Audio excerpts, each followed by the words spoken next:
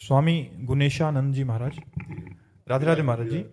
महाराज जी, श्रीमद् भागवत में वृतासुर की स्तुति में जो भगवान के विरह की बात कही गई है, महाराज जी वो कैसे प्राप्त हो, मतलब वैसी कि कृष्ण में ही वृत्ति हो जाए महाराज जी। जी, हमको देखना पड़ेगा गोपीजनों की दिनचर्या, उनकी प्रातः से लेकर सायं तक संपूर्ण दिनचर्या श्री कृष्णमय है।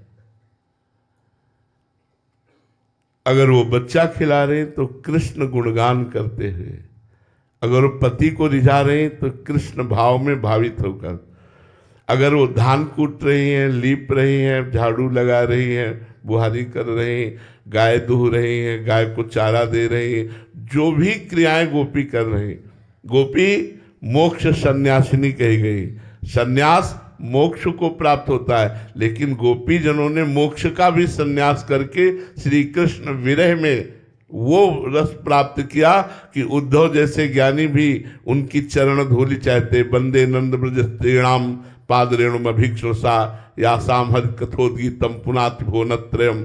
वो जो हमारी प्रातः चेतना से लेकर अचेत अवस्था तक की दिनचर्या है, इसमें भगवत विस्मरण ना होने पावे, ये हमें बात पकड़नी। क्योंकि कोई भी शरीरधारी बिना कर्म किए नहीं रह सकता, कुछ न कुछ उससे कर्म बनेंगे। तो पहले ही हमें बात ध्यान देनी है, प्रतिकूल से विसर्जनम, भगवान के प्रतिकूल कोई आचरण न होने पावे। अब ये सबसे कठिन काम है। मतलब गोपी अपने पति को रिझा रही, लेकिन कृष्णाकार भावना में, उसकी वृत्ति कृष्णाकार है, पति में नहीं है। वो पुत्र को दुलार कर रही, लेकिन कृष्ण में। इसका प्रमाण मिलता है जब बंसी बजी तो जो जहां जैसी थी वैसे ही छोड़कर आई ब्रजनारी सुनत बंसी लो, गृहपति बंधु विसारे, दर्शन मदन गोपाल मनोहर, मन ताप निवारे। हर्षित बदन बंक अवलोकन, सरस मधुर धुनि गावे, मधुमय श्याम समान अधर धर, मोहन वेणु बजावे। जे ही वंशी ध्वनि कानों में पड़ी, पुत्र पति शरीर परिवार धन सबका विस्मरण, क्योंकि स्मरण तो श्री कृष्ण का ही निरंतर होता था। किसी भी क्रिया को वो करते हुए कृष्णाकार वृत्ति रखती थी।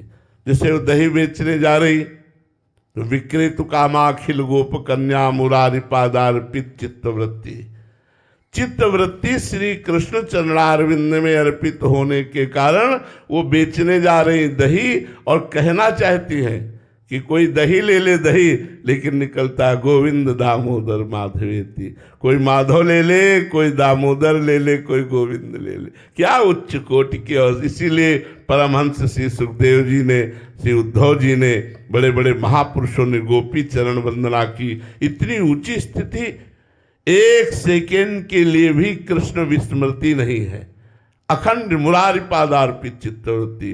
तो हमको पहले अपनी दिनचर्या में असत साधनों का त्याग करना होगा।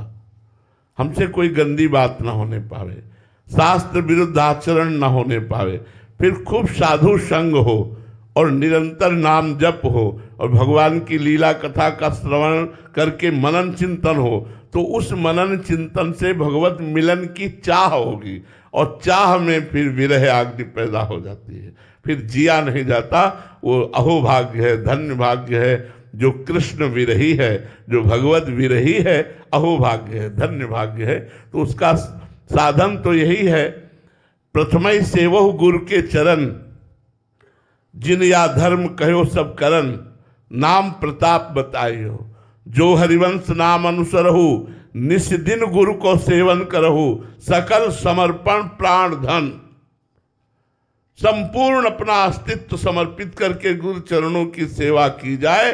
जो नाम दिया, खूब निरंतर नाम मंत्र जब किया जाए, उसी से विराग्नि पैदा हो जाएगी। ऐसी भक्ति करो बहुकाल, गुरु उपदेश चलो यह चाल, ऐसी भक्ति करो बहुकाल, ये 9 लक्षण भक्ति के, या हरि भक्ति करे जब कोई, तब हरिवंश नाम रति होई। ये अगर रति प्रकट हो गई फिर बात बन जाती, फिर तो विरह पैदा हो जाता है। मिलन के बिना हृदय तड़पने लगता है, जलने लगता है। नहीं खाट पान ते भावे है, नहीं कोमल वसंत सुहावे, सब विषय लगे ते खारा है, हरियासिक का मग न्यारा है, वो फिर विरह पैदा होता है। इसलिए प्रथम तो गुरुदेव के चरणों की सेवा, द्वितीय साधु संग, तृतीय खूब नाम जप, और चतुर्थ भगवान की लीला कथा सुन करके निरंतर चिंतन करना। अंतर न पड़ने पावे हर समय, तभी विराग पैदा होती है।